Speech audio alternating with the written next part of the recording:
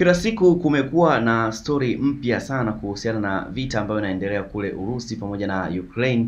Ni moja kati ya mataifa ambayo hayajawahi kutulia kutokana na ubabe wao ambao wanakuwa wanaonyeshana. Sasa pia kuna taarifa ambayo inamhusu rais wa kule, nikimaanisha Putin, ambapo taarifa hii inasema kwamba ameweza kuwaita wanaume 160,000 wenye umri wa miaka 18 mpaka 30, idadi kubwa zaidi ya walioandikishwa jeshini nchini Urusi tangu mwaka 2011, huku nchi hiyo ikipiga hatua ya kuweza kupanua ukubwa wa jeshi lake. Hii yote ikiwa ni katika zile harakati za kuweza kupanua jeshi lake kwa ukubwa zaidi ambayo inaongozwa na Putin. Kuitwa kwa jeshi la majira ya kuchipua kwa huduma ya kijeshi ya mwaka mmoja kulikuwa na miezi kadhaa baada ya Putin kusema Urusi inapaswa kuongeza ukubwa wa jumla wa jeshi lake hadi karibu milioni 2.39. Hiyo ndio idadi ambayo pia ya watu ambao wanatakiwa kuongezeka. Lakini pia imeelezwa kuwa wanajeshi hao wapya hawatatumwa kupigana nchini Ukraine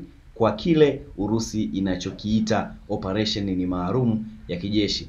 Lakini pia hata hivyo kumekuwa na ripoti za askari waliouawa katika mapigano katika mikoa ya mpaka wa Urusi na waliotumwa kupigana huko Ukraine katika miezi ya mwanzo ya vita. Rasimu ya sasa ambayo inafanyika katika Aprili na Julai inakuja licha ya majaribio ya Marekani ya jitihada ya usitishaji wa vita. Tunajua kabisa kwamba Trump alishawahi kusema kwamba moja kati ya kitu ambacho atakifanya akiwa madarakani kwa sasa hivi ni kuweza kupambania vita ya Urusi na Ukraine iweze kuondoka kabisa. Lakini pia hakukuwa na utulivu katika ghasia hizo siku ya Jumanne, huku Ukraine ikisema kwamba shambulio la Urusi kwenye kituo cha umeme katika mji wa kusini wa Kherson limewaachia watu 45,000 bila umeme. Bwana, Urusi pia ilidai kuweza kuteka kijiji kingine cha Kiukraine huko Roslivy katika mkoa wa Donetsk, ambapo waliweza kutekwa huko. Lakini pia kumekuwa kuna shida hizo za umeme, sijui vitu kibao vinaweza kutokea,